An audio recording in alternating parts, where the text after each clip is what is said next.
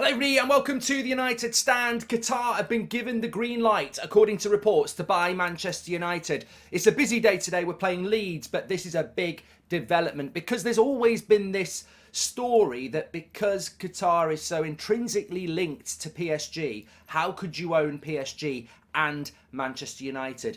And would the powers that be in football and in the UK be comfortable with Qatar getting hold of Manchester United as we enter this crucial week? We have one public bidder, and that's Sir Jim Radcliffe. We have interest publicly from Qatar. There may well be other private investors, which we'll speak about, but have no doubts, this is a big week and this is a big, significant update. If this report is correct, that the green light has been given to Qatar to buy Manchester United, then we may not be too far away from the finishing line with Qatar, the new owners of Manchester United, which represents a very symbolic and big movement for Manchester United from the Glazers to that type of ownership. There will be Manchester United fans not happy about that. There will be Manchester United fans over the moon with that. It would certainly be a new dawn at Manchester United with new possibilities and, I suppose, yes, new issues for fans to deal with who are not comfortable with that. But we always knew that would be the case. So, look,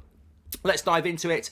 UEFA are set to give a group of Qatari investors the green light to bid for Manchester United, despite concerns over a conflict of interest with them already owning PSG. This is coming from the Daily Mail again. Now, remember, Mike Keegan last week was hitting this story head on all last week. He was the one who broke about the Qatar story. So, look, there's probably good sources around this. UEFA seem to have given Qatar the green light to take over Manchester United despite their apparent conflict of interest with PSG. With initial bids for United due in this week, Rain Group are expecting a bid from Qatari investors this week. The only public bidder, as we know, is Sir Jim Radcliffe. But the Qatari bid, which is understood to be encouraged by the Emir of Qatar, Sheikh Tamim bin Hamad Al Thani, seems more likely to get close to the $5 billion price the Glazers siblings might accept for the club. Qatar is not interested in buying a minority stake and would have plans to rebuild Old Trafford, which would cost in an excess of $1.2 billion, as well as modernising the training ground and investing in the squad.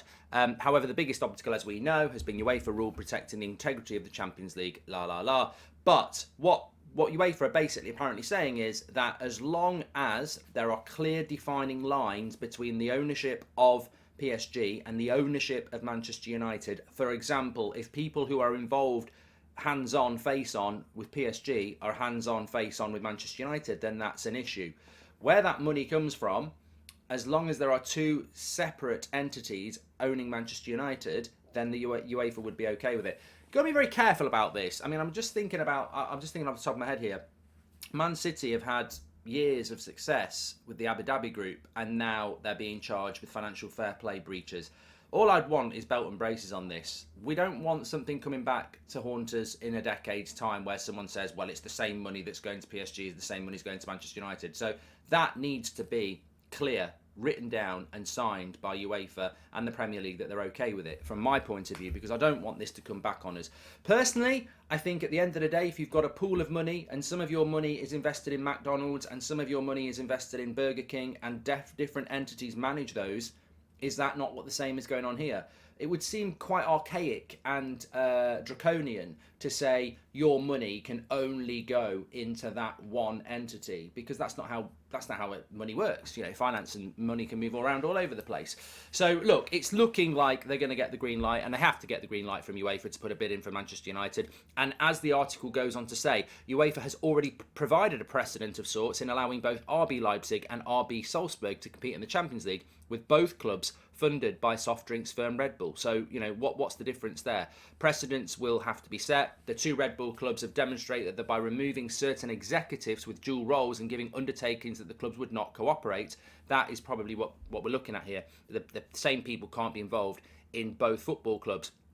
Secondary to that, there is also a report that the UK government would not oppose Manchester United being owned by Qatar, quite simply because the amount of investment that would be coming into the UK, and specifically around Manchester United and everything that goes on around the stadium, the infrastructure, just look, at the end of the day, general wealth coming into the UK economy at the moment will not be frowned upon because we only just avoided a recession if you're into economics, and interest rates are going through the roof, energy prices, etc. It's not easy, and a wealth of money coming into Manchester and coming into the UK can only benefit the economy. So I think that, as I said, where I stand on this, people will say, oh, Goldbridge wants Qatar. Yesterday it was Goldbridge wants Sir Jim.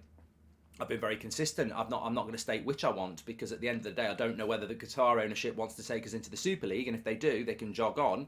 And I don't know whether Sir Jim's going to be funded by loans from the bank, in which case that's a red flag as well. So I'm not going to, put my opinion out there publicly and say this is what I want, this is what I want. What I will say is I'm not opposed to either of them as much as some people are. I think there's some people who are so pro Sir Jim Ratcliffe and so anti Middle East ownership. Some people oil me up and some people don't want Sir Jim. So I don't feel like that. What I will say is that, look, Newcastle got bought by Saudis a year ago. I didn't see protests. I didn't see charities coming out, and I didn't see uproar around that actually happening. There was a little bit of resistance from the Premier League, and I would expect that with this bid, but the precedent has already been set. Abu Dhabi owns Man City, Saudi Arabia owns Newcastle. Why should Liverpool or Manchester United or Arsenal or anyone else not be owned by Qatar or Dubai or China or America or anything like that? This is the world we live in. We've already set the precedent. Manchester United are not setting the precedent here. Manchester United are not disrupting the economy of the Premier League or the morality of the Premier League. And if we want to get into the morality of the Premier League, you might want to start digging down to what money and people and executives on the board of the Premier League, where they get their money from, where they invest in. This whole, oh, you can't have money from the Middle East because they've got dubious moral backgrounds around rules and stances on really important equality issues globally. You can't just go, well, Manchester United are the ones breaching that.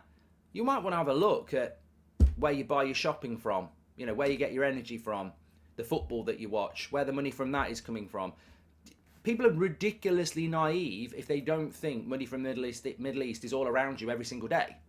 So if you're going to take a moral stance on that, don't be a hypocrite and actually have a look at what goes around in your everyday life and who's investing in what. Because you might drive a car that's owned by Middle East investment in some way, shape or form. So I get that. It is very important. There's some very, very important human rights issues involved in that. Of course there are. But let's not pretend Manchester United are the first club that might get owned by Middle East investors. It's all around you, and it's been all around you for ages. And that's what frustrates me, is that it's hypocritical. You can't just go, well, Man United can't be owned by Middle East investment because of all those issues, when we're all surrounded by it anyway. That's just the world we live in. It doesn't make you wrong, but open your eyes up. We're all surrounded by it. We've just had a World Cup in Qatar. It went ahead. It was many people enjoyed it. So look, I think that is an argument or a debate to be had if and when a bid goes in and if and when it gets accepted. But right here, right now, it's about whether Qatar can own Manchester United and PSG, and it looks like they can. And it's about whether the UK government would have any issues with it, which I don't think they would, because there's already a lot of money coming in from lots of different countries into the UK economy. So ultimately, it's about whether the Glazers would accept that bid. And if it's a big bid, then I think they would. And look, it's a really interesting week. I think we're getting to that point now where we need to know. I'm fully aware that there's people out there that, unfortunately for them, have already nailed their flag to the mast. I know there are other content creators, there are other websites, there are other media outlets. They've been very fervently against money coming in from the Middle East and very pro a Sir Jim Ratcliffe bid, which I find fascinating, considering they've got absolutely no idea what's behind the Sir Jim Ratcliffe bid at all. But, maybe that says a lot about them as to why they're jumping onto that over a foreign investment. But that's up to them. But it's going to be interesting what their stance is going to be if we do get bought by Qatar, because suddenly you've nailed your flag to the mast, and are you not going to stand by those morals? And if you do, what does that do for the division in the fan base? So I think we've got some very interesting times ahead, because people are going to have to be complete hypocrites and just get on board with something that they've been adamantly against, or they're going to cause division from day one, in which obviously that's not ideal. But I've always said that I think there'll be division on the fan base in this. There has to be, because people have different opinions. But ultimately, we're here to report the news this morning. Obviously, it's a match day, and the news is that this week is a big week in relation to bids going in. It won't be final bids, but bids going in. I do think that there is third or fourth or fifth bids going in. I very much suspect that you've got Sir Jim Radcliffe, Qatar, potentially another Middle East, and certainly two others who I think are staying quiet because they don't want to be public, and that worries me a little bit. I'm absolutely 100% confident, because the things I've been told, that there are a couple of investor groups looking to buy Manchester United. Certainly, I would predict one of them's from the US, and they're staying quiet because ultimately this is investment. They want to get into Manchester United, make a bit of money and get out, and we don't want that. But I think that's why they're staying quiet. So it's an interesting week, and at the moment, publicly, you've got Sir Jim Radcliffe and you've got Qatar, if they put a bid in. So very, very interesting. But the green light looks like it's been given. I suspected it would. I mean, ultimately, Salzburg, Red Bull have set the precedent. You can own two things if you set up two separate entities, and they've got the money. There's already Middle East ownership in the Premier League, and so I can't see why, if they want to bid, they won't be able to bid. Whether they get Man United or not, you know, I think some of us are hoping that there's a third bid that's very public that comes in that everyone can get behind, and you know, whether that's an Amazon or a Apple or something ridiculous like that, that might make it a little bit interesting this week, but we'll have to wait and see. Get your comments in below, smash a like on the video, give me your thoughts, and we'll be back for the watch along very soon. Nearly forgot that.